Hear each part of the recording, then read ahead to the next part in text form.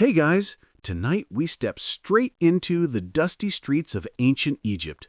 Imagine the sun hanging like a copper disk in the morning sky, warming your shoulders as you shuffle down uneven paths where mud brick houses lean against one another like drowsy neighbors. The air is dry, heavy with the smell of bread baking and the faint whiff of animals penned nearby. You hear traders calling out their wares, linen, figs, copper bracelets, while scribes mutter under their breath as they balance ledgers, quills scratching like restless beetles. For a moment, you're right there, shoulder to shoulder with thousands of Egyptians just trying to make it through another hot day. And yes, you probably wouldn't last long without a wide hat, gallons of water, and the patience of a camel. So, before you get comfortable, take a moment to like the video and subscribe, but only if you genuinely enjoy what I do here. And as always, tell me your location and your local time in the comments. I love knowing where and when you're tuning in from. Now, dim the lights, maybe turn on a fan for that soft background hum, and let's ease into tonight's journey together. You begin your walk through Memphis, one of the great cities of ancient Egypt. The streets are narrow, packed with market stalls draped in colorful fabrics. Chickens dart between baskets of onions and children chase one another through the dust, giggling before being called back sternly by mothers who have far too much laundry to haul to the Nile. A donkey brays like it's auditioning for a musical you never asked to attend, and you wonder how anyone gets any sleep around here. Yet to the Egyptians, this clamor is the heartbeat of their day. You pass scribes hunched over wooden writing boards. Being a scribe is one of the most prestigious jobs available, and these young men have spent years memorizing signs that look like little owls, reeds, and snakes. To you, it just looks like someone doodled too close to bedtime, but it's actually the backbone of Egyptian record-keeping. Without them, no one would know how many baskets of grain belonged in the granaries or how many bricks you owed for the king's latest construction project. Historians still argue whether literacy was as rare as elite propaganda made it seem, or whether far more common folk knew their way around a papyrus scroll than the officials let on. One mainstream fact here is simple. Memphis was one of the oldest and most significant cities of Egypt, serving as a capital for centuries. Its temples and palaces once gleamed in the sun, though now only fragments remain. Walking its streets, you'd find busy workshops where craftsmen chipped away at amulets, statues, or stone jars with a patience that would make even your dentist proud. But let's not miss the quirky details. Ever heard of the beer brewing neighborhoods? Archaeological finds suggest some quarters of Egyptian cities produced beer in astonishing quantities. The fermentation process gave off a thick, yeasty smell, mixing in the hot air with incense from nearby shrines. You, walking through, would probably feel tipsy just from the aroma. Egyptians loved their beer. It wasn't just a party drink, but a safe, everyday beverage, since Nile water alone wasn't exactly spa quality. You pause near the docks along a canal where boats made from bundled papyrus reeds bob gently. The water glints as fishermen haul up nets wriggling with tilapia, while cats, those ever-divine freeloaders, wait for scraps.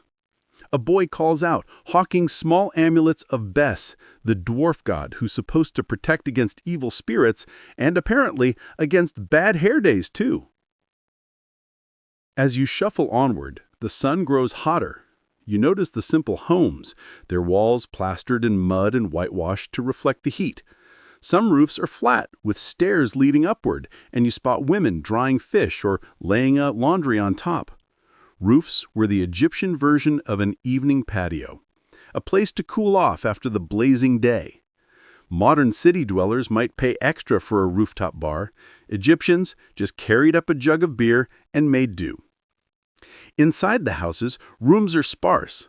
A low bed of woven reeds here, a clay jar for water there, maybe a painted box to hold jewelry. Dogs laze in doorways, tails thumping gently, keeping an eye out for unwelcome strangers. The cool interiors must feel like bliss after all that sun. But don't imagine everything was serene. The streets also echoed with the sounds of quarrels over taxes, noisy disputes about property lines, and the constant complaints about how the latest official measured grain unfairly. One fringe tidbit suggests that Egyptians even had professional complainers or petitioners, people who specialized in lodging endless grievances before local courts. Imagine making a career out of whining. It might sound familiar if you've ever read online reviews at night. And what of the palace? Looming in the distance, the royal compound casts a reminder that Pharaoh, the living god, rules over this buzzing anthill of a city. His presence might be unseen, but his statues, carved in gleaming limestone, stare down streets like traffic wardens. You're just a small figure in this grand machine, part of a society that will still be building pyramids, carving hieroglyphs, and chanting prayers long after your sandals wear out. As the day slides toward noon, you feel the press of heat and dust, your eyelids drooping. The world hums with ordinary, timeless sounds of sandals scraping stone, the slap of a paddle against water, and a lull of cicadas in the fields just outside the walls. Even in the chaos, there's something hypnotic, a rhythm that draws you to sleep. You're there, moving among them, part of a vast and ancient city that somehow feels both overwhelming and oddly soothing, like a lullaby made of sand, sun, and chatter. The morning sun edges higher, and with it comes the rumble of empty stomachs. You trail after a group of workers heading toward the fields and construction sites, watching them unwrap their simple breakfasts. No, it's not a pyramid of pancakes or a buffet with bacon, though you might wish it were. Instead, the air smells of barley bread, a little rough around the edges, an onion, pungent enough to wake even the sleepiest laborer. This is the fuel of ancient Egypt, and as you chew along with them in your imagination, the dust of the quarry clings to your lips like an uninvited condiment. One solid historical fact: pyramid builders were not slaves chained to the stones. They were hired laborers, often farmers working during the flood season when their fields lay underwater. They lived in nearby worker villages, complete with bakeries, breweries, and even medical clinics. Archaeologists have uncovered rows of ovens that once churned out loaves day after day, proving these men were fed well enough to keep hauling limestone without collapsing. And yet, quirky details abound. Bread here wasn't exactly the soft sourdough you'd find at a cafe. It was coarse, filled with husks and sometimes stray grit from grinding stones. Imagine biting into a crust and feeling your teeth scrape against sand. Dental remains from Egypt reveal ground-down molars, sometimes abscessed, leaving no doubt that bread was both staple and curse. You might call it the world's first crunchy granola bar, but without the sweetness. As you picture yourself chewing, you notice the workers sipping mugs of beer alongside their meal. Not frothy golden lagers, but a thick, porridge-like brew, closer to liquid bread than happy hour drink. It's refreshing, nutritious, and far safer than Nile water. Historians still argue whether this beer was mildly alcoholic or strong enough to keep the laborers in a perpetual buzz. Either way, when you're lifting multi-ton blocks in desert heat, a little buzz might not be the worst thing. Nearby, a boy scampers around with a tray of dried dates and figs, treats to break up the monotony. He shouts about their sweetness, exaggerating like a modern street vendor. You take a fig and imagine the syrupy taste sticking to your teeth. That burst of sugar, combined with bread and beer, could almost pass for an Egyptian breakfast combo meal. The only thing missing is coffee, though you'd have to wait a couple thousand years for that invention. The workers sit cross-legged, talking quietly between bites. They joke about the foreman, mock one another's beards, and debate whether the pharaoh's newest pyramid will ever be finished. Someone insists it's doomed to collapse. Another swears it will outlast eternity itself. Historians still argue whether the pyramids were feats of flawless planning or the result of endless trial and error, workers adjusting angles as they went, guided more by stubbornness than perfection. One man, wiping his mouth with the back of his dusty hand, pulls out a tiny amulet. He presses it against his bread before taking another bite, as though blessing the food. Quirky? Yes, but not uncommon. Egyptians filled their world with protective charms, believing even meals deserved spiritual backup. You imagine what kind of amulet you'd keep, maybe one to ward off stale crusts or sand stuck between your molars. The smell of roasted garlic wafts by, sharp enough to tickle your nose. Garlic and onions were not only food, but medicine, believed to strengthen the body and even the soul. Workers carried them tucked in belts or necklaces as talismans of stamina. You might scoff, but modern studies suggest garlic really does boost circulation, so maybe those quarry haulers had science on their side. Plus, they smelled like a walking stew. The breakfast scene is humble, but there's dignity in it. These men are not nameless slaves, but families, fathers and sons. After eating, they rise slowly, brushing crumbs from their tunics, stretching their arms as the sun climbs higher. Dust clings to their legs like second skin. The quarries call, and soon they'll be tugging ropes, levering stones, and chanting in rhythm to haul blocks up ramps. For now, though, they're just tired humans with bellies full of bread and beer, joking about whether the overseer's wig looks more like a mop or a dote's tail.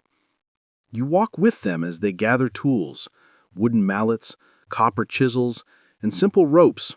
The sound of their chatter and laughter rolls like music across the desert. For all the sweat, dust, and aching muscles ahead, their morning meal ties them together, filling the silence with warmth and camaraderie. You realize this, too, is part of the great Egyptian miracle. Not just the stone monuments, but the ordinary breakfasts that fueled them. As the workers shoulder their baskets and trudge toward the pyramids, the last crumbs of bread scatter in the sand, food for sparrows who flutter down gratefully. The smell of beer and onion lingers in the air, oddly comforting, like the aroma of someone else's kitchen drifting through an open window. You follow, now slower, the heat settling into your bones, lulled by the rhythm of footsteps and the faint burp of a satisfied worker who clearly had one sip too many. You wander away from the busy heart of Memphis, letting the sound of traders fade until all you can hear is the hush of the Nile flowing nearby. The river is Egypt's pulse, and in the early morning it hums with activity. Fishermen already stand and reed boats, their linen kilts tucked high, balancing like acrobats while tossing nets in wide arcs that slap the surface with a sleepy splash. Their shouts echo across the water as they haul in wriggling fish, enough to feed families or to trade for baskets of barley. You're struck by how much of daily life is tied to this single ribbon of water. Without it, there's no food, no trade, no Egypt at all. On the banks, women bend to rinse clothes, rhythmically beating fabric against smooth stones, their laughter mixing with the chatter of geese nearby. Children splash in the shallows, chasing after frogs and occasionally shrieking when they brush too close to the reeds. You notice one boy hurling pebbles at the water, only to scurry back when a crocodile's eyes break the surface like two gleaming pebbles of their own. You think about joining the kids, but then again, crocodiles don't care about your bedtime story. They're only interested in breakfast. One firm historical fact is clear. The Nile's seasonal flooding dictated everything. The inundation left behind rich silt that made farming possible, and Egyptians scheduled festivals, harvests, and even taxes around its rhythm. This predictable flooding gave them food security other ancient peoples could only dream of. But historians still argue whether common farmers celebrated the inundation wholeheartedly or sometimes dreaded it.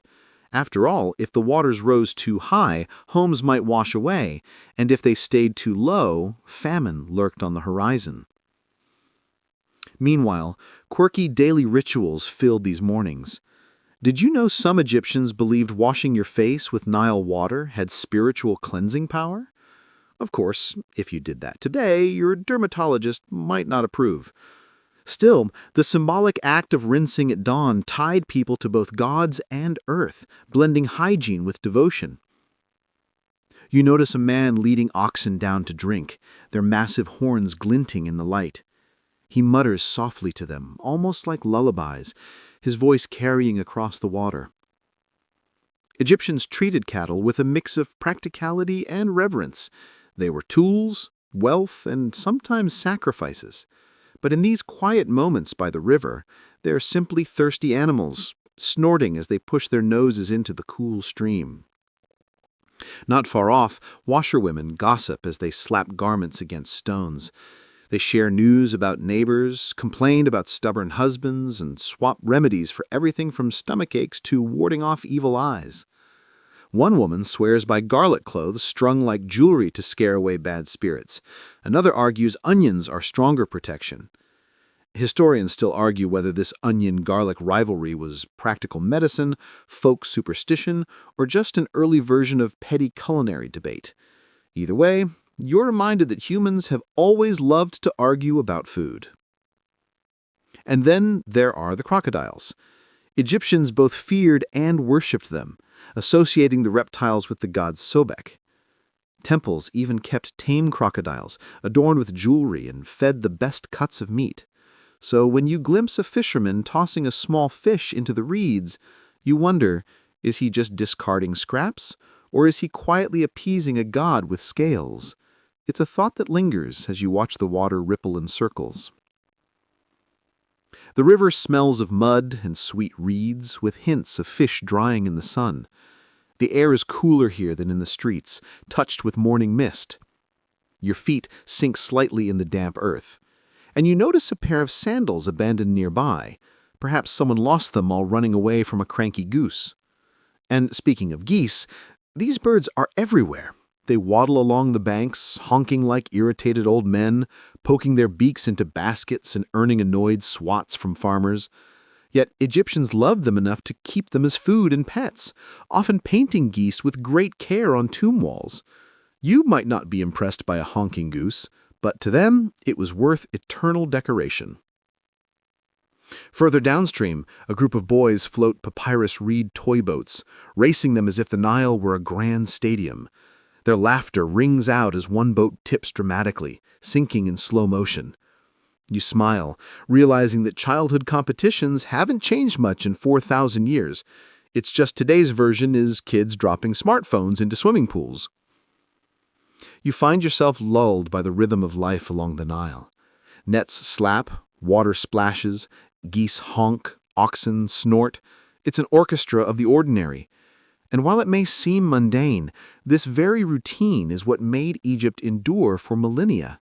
Without these fishermen, washerwomen, farmers, and their crocodile-dodging children, the grand temples and pyramids would never have existed.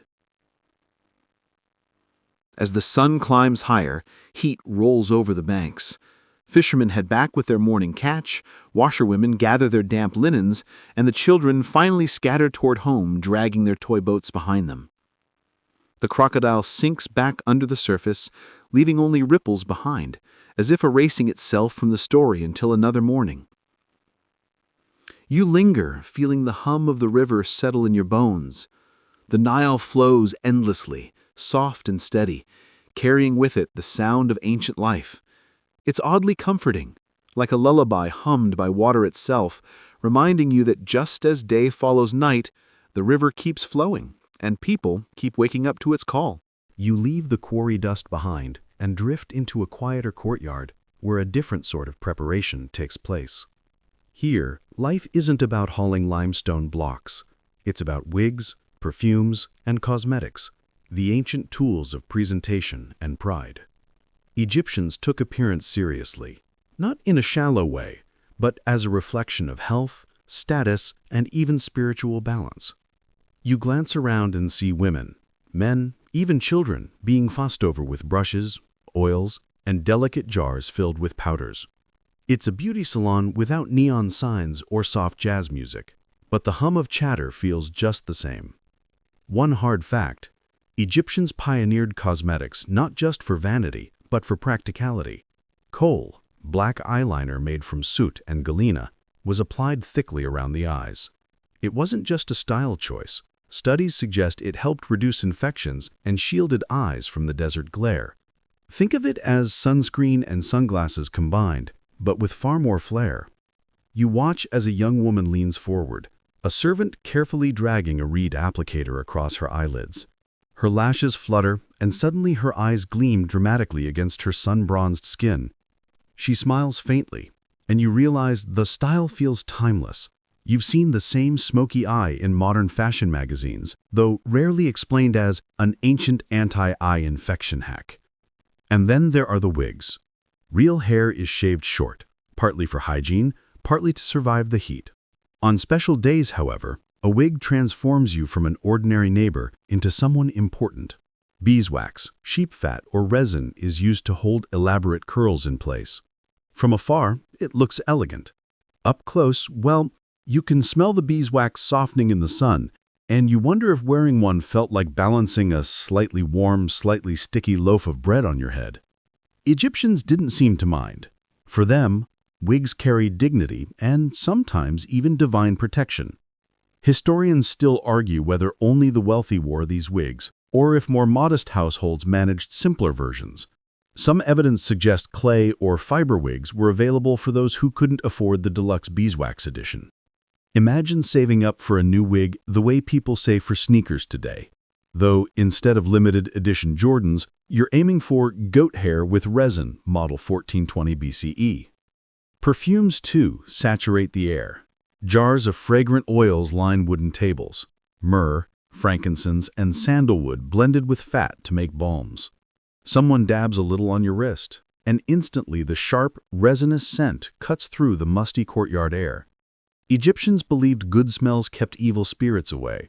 You can't help but think it also kept evil odors away, which, let's be honest, was probably more urgent in a hot, crowded city.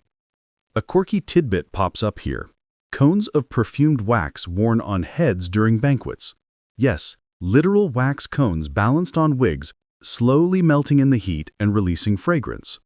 Archaeologists long debated whether this was a symbolic art thing, or if people really walked around with mini candles dripping perfume into their hair.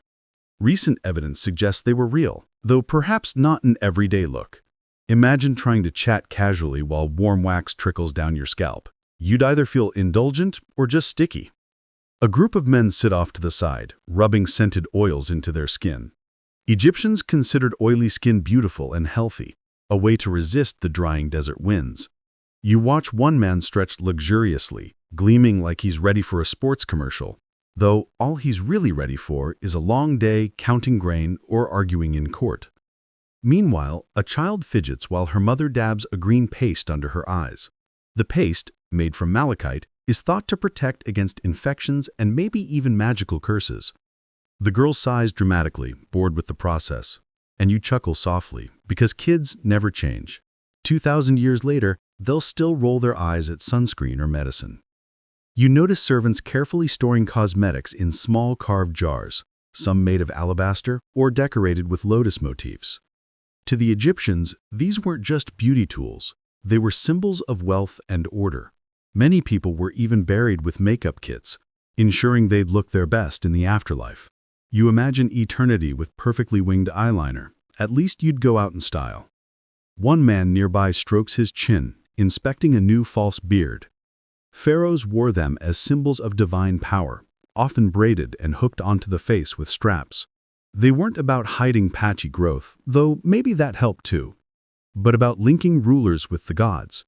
You picture yourself strapping one on, instantly transforming into someone regal, only to sneeze and have it wobble off at a terrible angle. Divine dignity gone in an instant. The courtyard buzzes with friendly chatter, punctuated by the scrape of applicators in coal pots and the faint sizzling of beeswax softened over coals. The air is thick with perfume, smoky incense, and just a hint of sweat.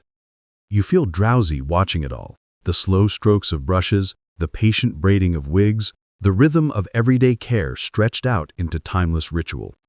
By the time the preparations end, faces gleam, eyes sparkle, wigs shine, and the whole courtyard smells like a spice bazaar. You trail after them as they head back into the city, looking utterly transformed. What strikes you isn't the glamour, but the ordinary humanity of it, the same blend of pride, insecurity, and ritual we still live with today. And as the last drops of oil gleam on sunlit skin, you feel yourself lulled by the gentle hum of self-care that echoes across the centuries. By now, the heat presses down like a heavy blanket, and you shade your eyes with one hand as you step into a field where workers are slathering something suspicious on their arms. At first glance, it looks like mud. Then you notice the smell, a sharp, earthy tang mixed with something faintly unpleasant. You squint, realizing you're watching people rub a concoction of crocodile dung and fermented plant matter across their skin. This, you realize, is sunscreen, or at least their best attempt at it. You're grateful for modern SPF, but the Egyptians seem determined to improvise. One fact historians agree on: the Egyptian sun was brutal, and protection was necessary. They wore lightweight linen and wide collars, but bare skin still faced the rays. Mixtures of animal fats, oils, and plant extracts often doubled as moisturizers and sun barriers. Crocodile dung is one of those stranger recipes mentioned in later texts, though scholars still argue whether it was ever widespread or more symbolic, some quirky remedy offered to wealthy households with access to crocodiles. Either way, imagine sitting under the sun with that smeared across your shoulders, trying to look dignified. The smell aside, you can almost admire the creativity. These people experimented constantly with mixtures. Oils from castor beans, sesame, and moringa were common, along with red ochre rubbed on cheeks not just for beauty, but for added protection. In effect, they layered style and survival together, wearing cosmetics like a second skin against the desert.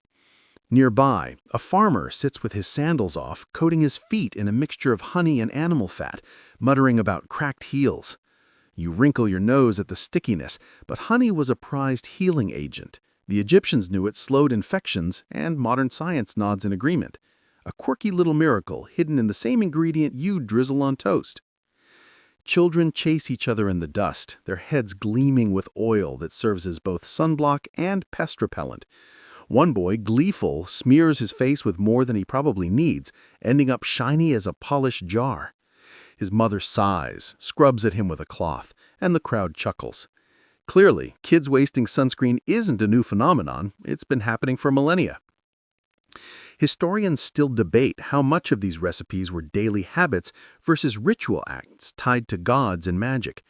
Was crocodile dung really believed to protect, or was it more about invoking Sobek, the crocodile god, for strength? A mixture of science and faith ran through all Egyptian remedies. After all, if you believed the gods guarded you, maybe you felt cooler even when the sun baked your shoulders. As the heat rises, you find shade beneath a palm tree, watching people reapply their concoctions. The mixture glistens in the sunlight, creating an odd shimmer, almost like scales.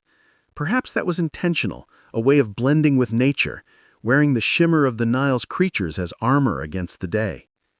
A merchant strolls by, carrying jars of perfumed oil. He shouts about their benefits, comparing his wares to ordinary dung-based remedies. You suppress a laugh, realizing you've just witnessed the world's first sunscreen marketing battle. The crowd gathers, sniffing the jars, bartering over prices, and choosing between smells like roses and smells like crocodile enclosure. The choice, you suspect, is an easy one. You lean back, lulled by the mix of voices and the sound of cicadas buzzing in the reeds. The smell isn't exactly relaxing, though if you focus on the myrrh and sandalwood oils, you can almost pretend. Still, part of you can't stop thinking about the unfortunate worker whose job it was to collect crocodile dung in the first place. Imagine telling your family that's your career, official crocodile collector. Sleepy or not, that's a title no resume should have to bear. And yet, it worked in its way. Oils, fats, and strange mixtures shielded skin, warded off insects, and gave people the comfort of feeling prepared against the desert. Beneath the humor lies a truth. Survival often depends on strange creativity. Even if the method smells awful, it represents resilience, trial and error, the constant negotiation between human bodies and a sun that never stops shining. The day stretches on, the air shimmering with heat. Farmers wipe their brows, women adjust their headscarves, and children dart between patches of shade, still shiny with oil. You feel your own skin prickle in sympathy, grateful for your imaginary sunscreen, though maybe you'll pass on the crocodile dung recipe. Instead, you let yourself be carried along by the gentle rhythm of everyday care, the buzz of insects, and the occasional squawk of a goose who clearly disapproves of your lack of fashion-forward sun protection. And as you drift further along the Nile's edge, you realize that even here, amidst odd remedies and quirky concoctions, the Egyptians' determination to thrive in their desert home feels strangely soothing. It's survival, yes, but with a touch of humor, and maybe even a whiff of sandalwood over the dung. You wander away from the shimmering, oily crowd and step into the shadow of towering stone walls. The heat outside gives way to a cool hush within, and suddenly the noise of the city melts into something softer, temple chants at dawn. The air is heavy with incense, thick curls of smoke spiraling upward like lazy clouds. Your ears adjust to the echoing rhythm of low voices, priests humming in unison, as though the building itself were breathing. You pause, letting the sound seep into your bones, calming and hypnotic, like an ancient lullaby. One solid fact: Egyptian temples weren't simply places of prayer for the general public. They were the homes of gods on earth, tended carefully by trained priests. Only the priests entered the inner sanctums, where statues of deities were bathed, dressed, and offered food each day. To outsiders, this might have looked like a private club for divine caretakers. To Egyptians, it was essential, the act that kept the universe in balance. You picture yourself standing beside the entrance as priests glide past, their shaven heads glistening with oil, linen robes whispering softly. One carries a small tray with bread and beer for the god. Another swings a censer, releasing puffs of frankincense that sting your nose but soothe your mind. You cough politely, trying not to ruin the moment with a sneeze. The chants rise and fall, words long familiar to the priests but foreign to your ears. Still, the rhythm is almost musical, vibrating in the stone, echoing across chambers painted with lotus blossoms, falcons, and stars. Some hymns are hymns to Ra, the sun god, others to Amun or Isis or Hathor. Each name feels like a secret key whispered into the morning. Historians still argue whether the chants were meant as literal communication with the gods or as performances to maintain cosmic order, though in the echoing hush, the distinction hardly seems to matter. A quirky little detail: some rituals involved awakening statues by ritually opening their mouths. Priests would touch the lips of stone with sacred tools, breathing life into the carved figure for the day's ceremonies. You can imagine someone fumbling the delicate ritual, tapping the statue in the wrong place, and earning disapproving glares from colleagues. Even gods, it seems, expected good morning manners. Nearby, a priest sprinkles water from the Nile, its droplets catching the light like tiny gems. Egyptians believed this act purified both the space and the worshippers, linking them back to the river that sustained all life. You remember the washerwomen by the banks, scrubbing laundry at dawn, and realize that ritual purification and daily chores were not so different, both ways of making order out of the day. The smell of incense deepens as you move closer to the sanctuary. The fragrance is layered: sweet myrrh, smoky frankincense, sharp juniper. It clings to your skin, weaving itself into your imagination until you feel drowsy, drifting. The hum of voices continues, steady, like waves rolling on the sea. Your own breath slows to match the cadence, your shoulders relaxing with every repeated note. Historians still debate the accessibility of these rituals. Were common Egyptians able to hear the chants from outside, or were they completely excluded from the mysteries? Some argue that the sound carried deliberately, reaching the city's edge, reminding everyone that the gods were being honored. Others believe the rituals were private, cloistered away. You stand here, half in and half out, straining to listen, lulled by what you can hear. You watch as a group of musicians joins in, their sistrums rattling with a metallic shimmer, drums thudding softly. The music twines with the voices like threads weaving into a tapestry. A priestess sways gently, her movements so slow they look like water rippling. The moment feels less like a performance and more like a sunrise, inevitable, steady, peaceful. Quirky little detail? Some rituals involved using food as offerings to the gods, setting out dishes of bread, meat, and fruit before the statues. Afterwards, the food was redistributed among temple staff. Imagine the gods nodding politely, letting the priests do all the eating. You can't help but smirk at the thought of a divine feast doubling as the world's earliest office lunch program. The light inside the temple shifts as the sun rises higher, spilling through narrow slits high in the walls. Dust motes drift lazily in the beams, glowing like tiny stars. For a moment, you feel as though you're standing inside the sky itself, wrapped in chants and incense, suspended between earth and eternity. Your eyelids grow heavy. The chants keep rolling, voices dipping low, then swelling like the tide, steady, predictable, endless. Somewhere outside, the city bustles on, but here the world narrows to sound, smoke, and stone. You rest against a cool wall, the vibrations of the chants humming through your back. And just when you think it might stop, it continues, soft, steady, and soothing, like an ancient lullaby meant not just for gods, but for anyone drifting nearby.